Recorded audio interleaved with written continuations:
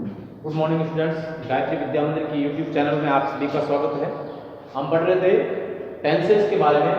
आज तक हमने प्रेजेंट टेंस, जिसमें present indefinite, present continuous, present perfect और प्रेजेंट परफेक्ट कंटिन्यूअस के बारे में पढ़ा, और उसके बाद पास्ट टेंस में हमने पास्ट इंडेफिनिट टेंस के बारे में पढ़ा।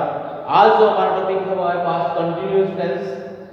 तो इसका उपयोग कहाँ होता है और पहचान इसकी क्या होती है, उसके बारे में चर्चा करेंगे। और मेरा विश्वास है कि ये वीडियो आप देखने के बाद पास्ट कंटिन्यूअस टेंस के सेंटेंस बनाने के लायक हो जाओगे और उसकी पहचान जो है वो आसानी से कर पाओगे। तो देखिए, सबसे पहले पास्ट कंटिन्यूअस टेंस की पहचान क्या होती है उसके बारे में देखेंगे। तो देखिए, in this tense eight that time, एक तो eight that time, at that moment, in those days present continuous में in these days होता था और इसमें है in those days, ठीक है, when और while। अगर ये एडवर्ब्स जो है वो आपको किसी सेंटेंस में दिखाई देते हैं जो आपके सामने है, तो आपको ये मानना है कि ये सेंटेंस जो है वो पास्ट कंटिन्यूअस टेंस के सेंटेंसेस है, ठीक है। अब देखिए, इसका यूजेस जो है वो किस बात के लिए होता है, कहाँ किया जाता है। इसका यूजेस देखिए, past continuous tense is used to show an action और incidents which take place in past and continuous for a while. तो कहने का मतलब ये हुआ कि इस टेंस का प्रयोग, पास्ट कंटिन्यूअस टेंस का प्रयोग ऐसे कार्यों को या घटनाओं को बताने के लिए किया जाता है जो भूतकाल में कुछ समय प्रारंभ रहे हो, ठीक है। तो ये पहचान हो गई और ये इसका यूजेज हो गया। अब आपके सामने जो है वो पहले प्रकार के सेंटेंसेस, जिसको अफर्मेटिव सेंटेंसेस, सकारात्मक वाक्य कहते हैं, जिसमें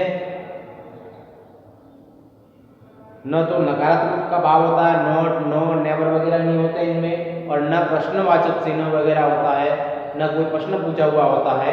इस प्रकार के जो वाक्य होते हैं वो अफर्मेटिव सेंटेंसेस, मैंने पहले भी आपको बताया, AFFIRMAPIBTIVESENTENCES अफर्मेटिव सेंटेंसेस कहा जाता है।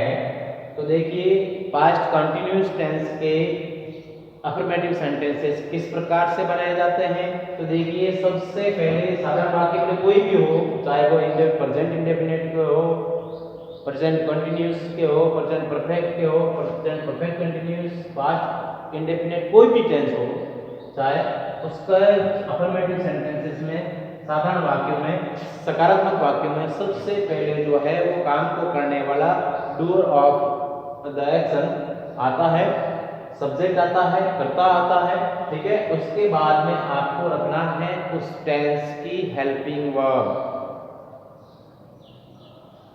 उस टेंस की हेल्पिंग वर्ब। जैसे यहाँ पर आपके पास कंटिन्यूअस टेंस है, तो आप क्या रखोगे, आप रखोगे वाज या वाज। आगे स्पष्ट करेंगे वाज किसके साथ में आएगा, वर्ब किसके साथ में आएगा।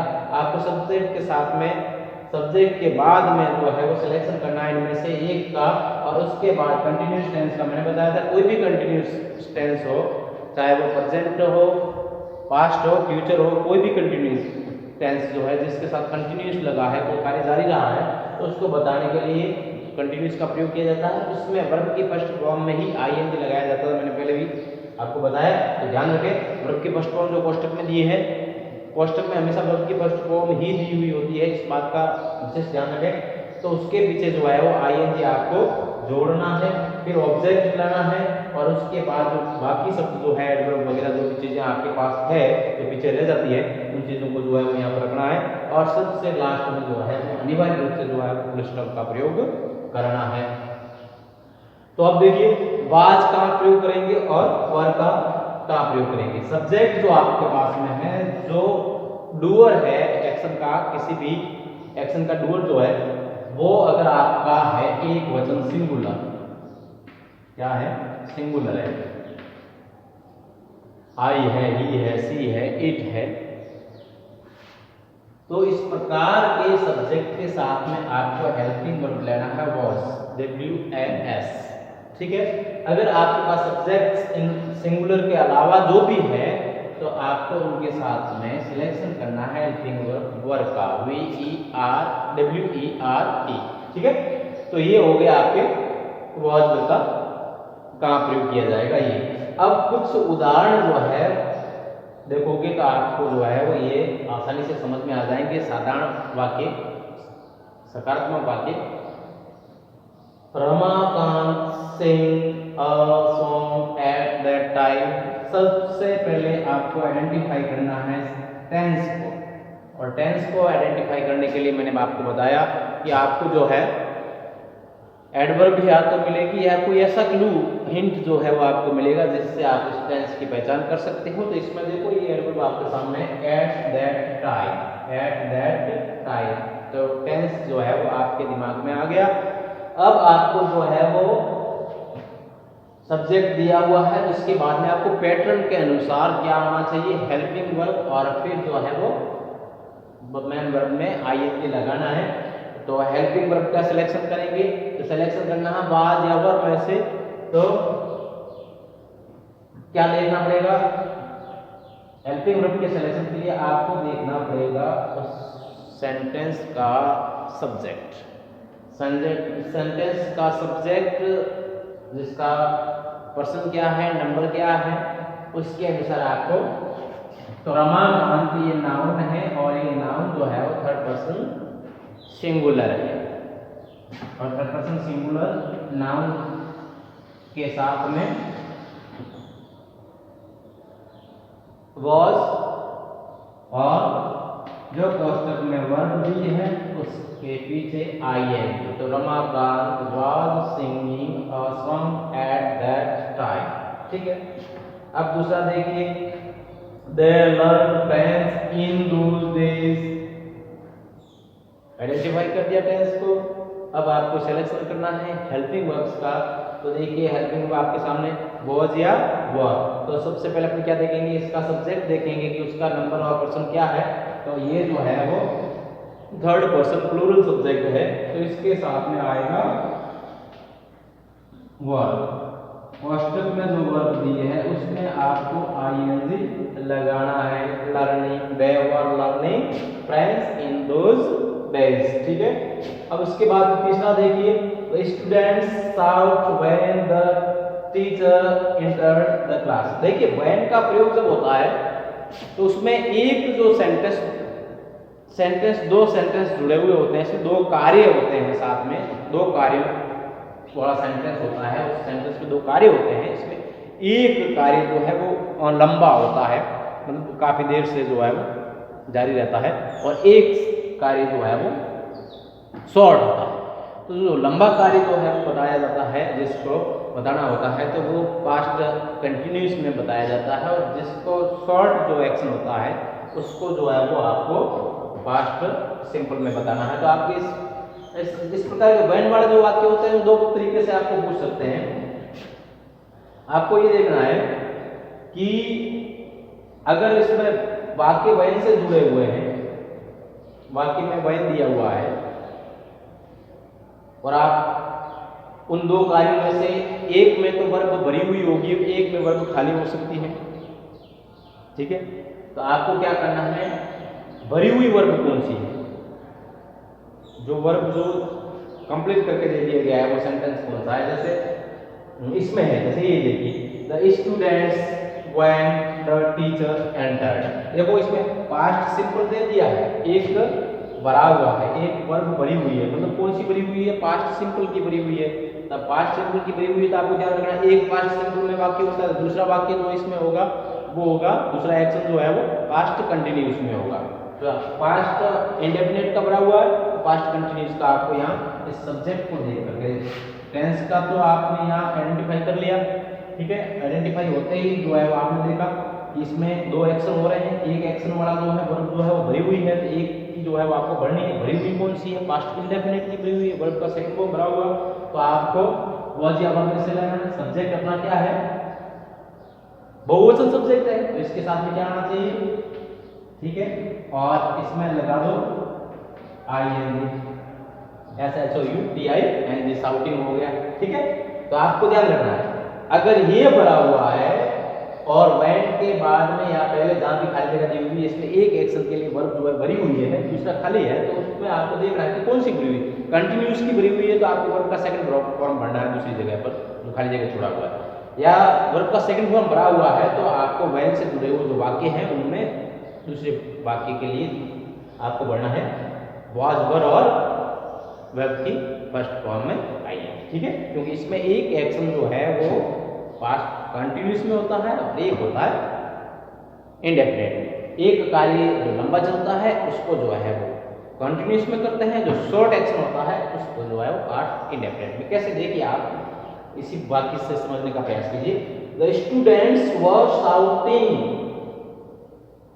When the teacher entered the class. देखो एक तो बच्चे जो है वो चिल्ला रहे थे और दूसरा एक्शन क्या हुआ, अध्यापक कक्षा में आए। अब देखो आप खुद ही समझ गए होंगे कौन सा कार्य लंबा है कौन सा शॉर्ट है, छोटा है। स्टूडेंट्स वर शाउटिंग, बच्चे जो है वो चिल्ला रहे थे। क्या पता कब से चिल्ला रहे थे, उनका कोई फिक्स नहीं है, काफी टाइम से वो चिल्ला रहे होंगे, ठीक है। तो ये एक्शन जो है वो लंबा है, उसको मान सकते हैं कि बच्चे जो है वो चिल्ला रहे थे, पहले से चिल्ला रहे थे, अध्यापक नहीं आए थे तब से वो चिल्ला रहे थे और अध्यापक आए तब भी चिल्ला रहे थे, मतलब ये एक्शन जो है वो लंबा है। दूसरा एक्शन जो है कार्य हुआ है अध्यापक का आना, अध्यापक आए, ये शॉर्ट एक्शन हो गया, अध्यापक आए बस, तो इसको शॉर्ट मान सकते हैं, ठीक है। तो इस प्रकार से जो दो कार्य किसी दो सेंटेंस दो कार्य जो एक साथ होते हैं तो उसमें एक को कंटिन्यूस पास्ट में माना जाता है और एक को जो है पास्ट इंडेफिनिट में माना जाता है, इस बात का ध्यान रखें विशेष। एक वाक्य जो है, चौथा वाक्य देखिए, the teacher speak sentences while the students were writing. इसमें देखो व्हाइल का प्रयोग जो होता है वो भी दो वाक्यों को जोड़ा जाता है उससे भी। इसमें जरूरी नहीं कि दोनों जो है वो एक ही प्रकार के वाक्य हो, एक ही प्रकार के एक्शंस हो। इसमें हो सकता है कि एक जो है सेंटेंस इसमें पास्ट इंडेफिनिट का भी हो सकता है, एक कंटिन्यूस का हो सकता है, ठीक है, या दोनों कंटिन्यूस के हो सकते हैं, ठीक है। तो आपको ध्यान देना है, उस वाक्य का अनुवाद करके आप जो है इसको आसानी से समझ सकते हो कि जो है इसमें कंटिन्यूस का आएगा कि इंडेफिनिट का आएगा। देखिए ये एक उदाहरण आपके सामने है, इसमें देखो the teacher speak sentences while the students were writing. अध्यापक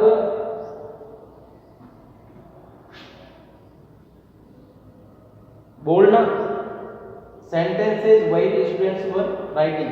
अध्यापक सेंटेंस बोल रहे होंगे तभी जो है वो छात्र जो है वो लिख रहे होंगे। तो इस बात से क्या स्पष्ट होता है कि दोनों जो है कंटिन्यूस है। कैसे, जैसे द टीचर, अब ये क्वेश्चन है आपको लेना है वॉज और स्पीकिंग, ठीक है। तब क्या हो गया, अध्यापक बोल रहे थे और छात्र जो है वो लिख रहे थे, ठीक। इसका एक और उदाहरण जो है वो अपन कर सकते हैं, वो है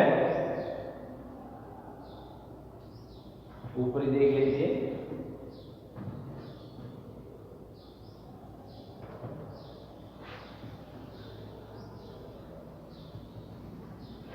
यहाँ एक वाक्य देखिए, पांचवा वाक्य जो है,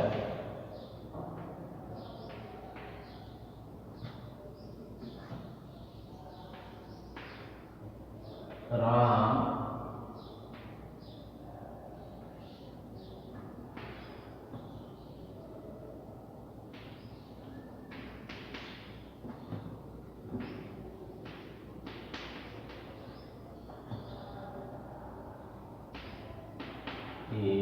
while his father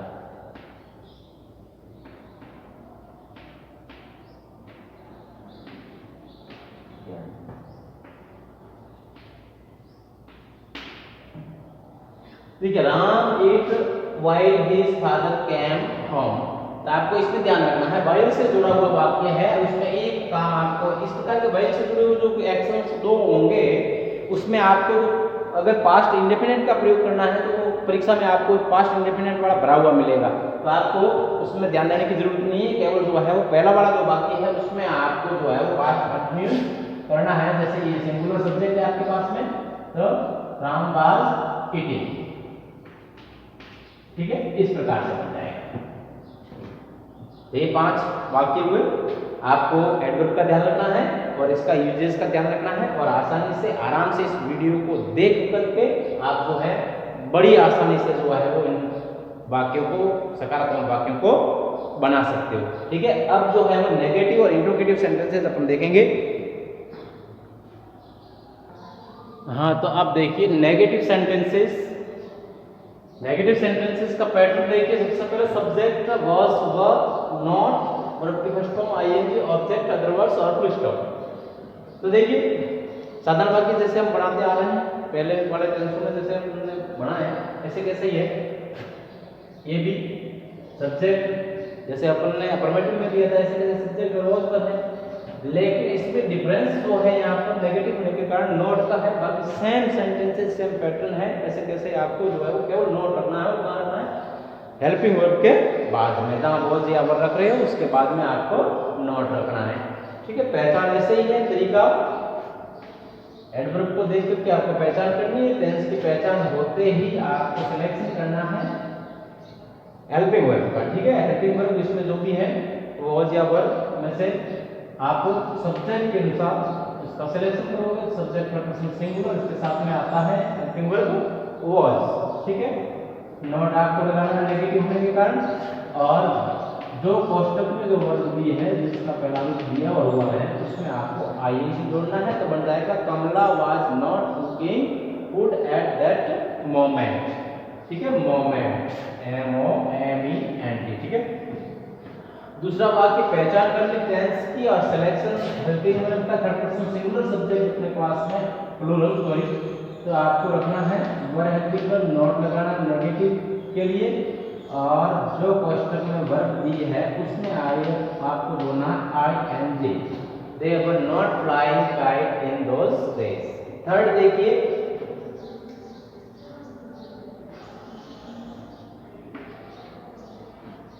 टेंस की पहचान होगी, सिलेक्शन करो, हेल्पिंग वर्ब का वर हो गया यू के साथ में, नॉट नेगेटिव के लिए, और जो क्वेश्चन में जो दिया है WATCHING, वॉचिंग कर दो, IN लगाओ, ये बन गया you were not watching TV when I came to your home, ठीक है।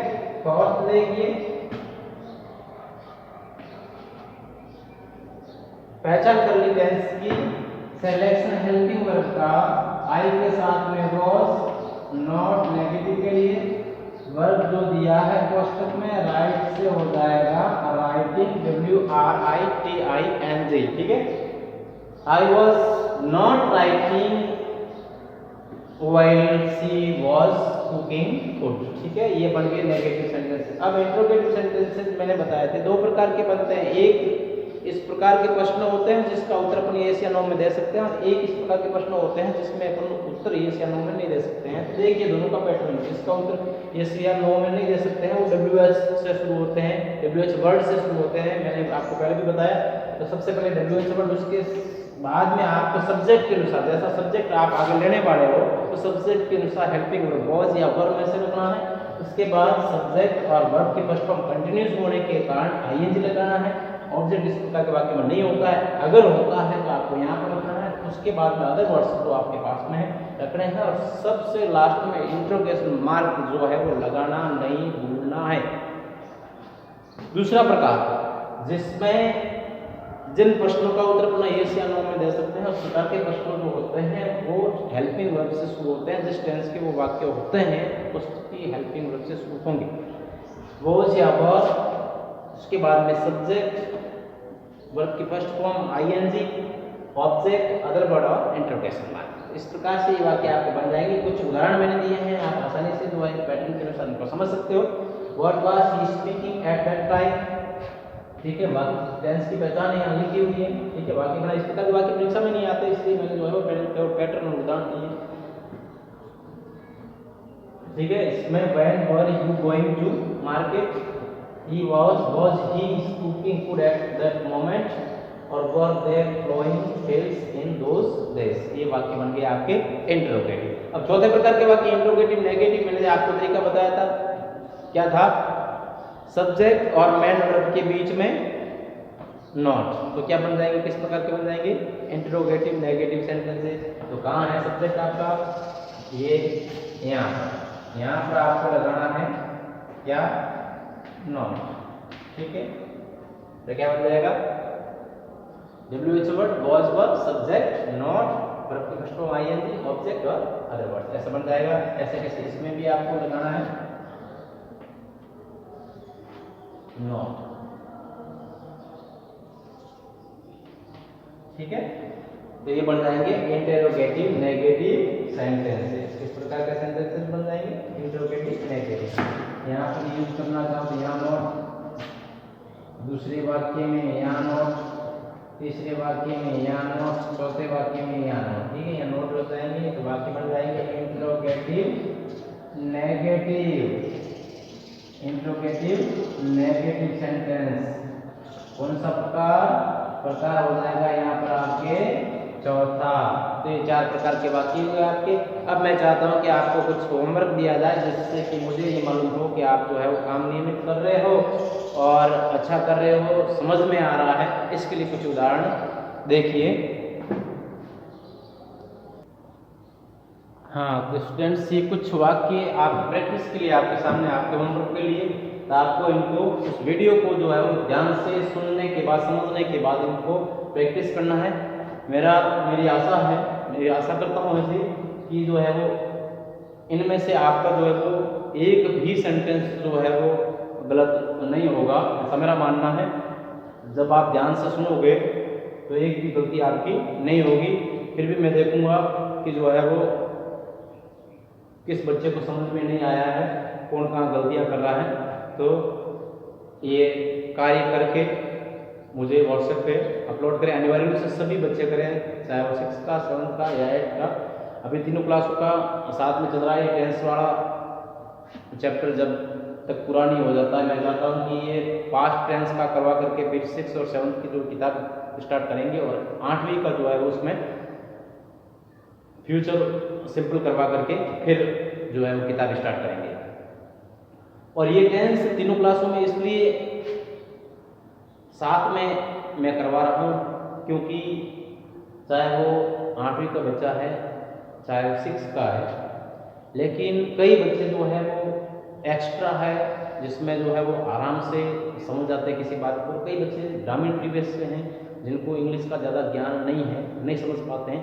तो इन तीनों क्लासों को साथ में लेकर के सभी छोटे से कमज़ोर बच्चे को लेकर के उसके हिसाब से ये टेंसेस में करवा रहा हूँ, ताकि तीनों क्लासों के जो भी कमज़ोर बच्चा है अच्छी तरह से वो भी समझ सके, और होशियार से होशियार जो बच्चा है उसको तो समझ में आना है ही। इसलिए ये चैप्टर टेंस का ही केवल जो है वो कॉमन रखा है मैंने, और टेंस के बाद में जो है वो कोई भी चैप्टर जो करवाया जाएगा आगे, वो सब अलग अलग प्रत्येक क्लास का अलग अलग होगा। टेंस कॉमन इसलिए लिया मैंने क्योंकि मैंने इन चीज़ों को बिल्कुल सिंपल तरीके से सभी को समझा सकूं, तीनों क्लासों को आसानी से समझ में आ जाए। स्टैंडर्ड मैंने एक जैसा रखा है, बिल्कुल आसान रखा है, कमज़ोर से कमज़ोर बच्चा जो है वो आसानी से इस चीज़ को समझ पाएगा। ठीक है, और काम में मैंने देखा है कि कई बच्चों का काम अभी तक जो है वो नहीं हो रहा है, कर नहीं रहे बच्चे।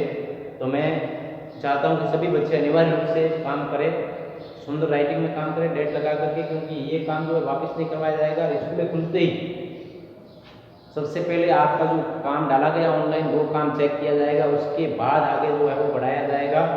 तो अनिवार्य रूप से सभी बच्चे करें। और एक और सभी बच्चों से मेरा कहना है कि अपने स्कूल का चैनल गायत्री स्कूल सांचौर और अपने कॉलेज का चैनल भी है गायत्री महाविद्यालय सांचौर, गायत्री कॉलेज सांचौर, इन दोनों चैनल को आपको सब्सक्राइब करना है और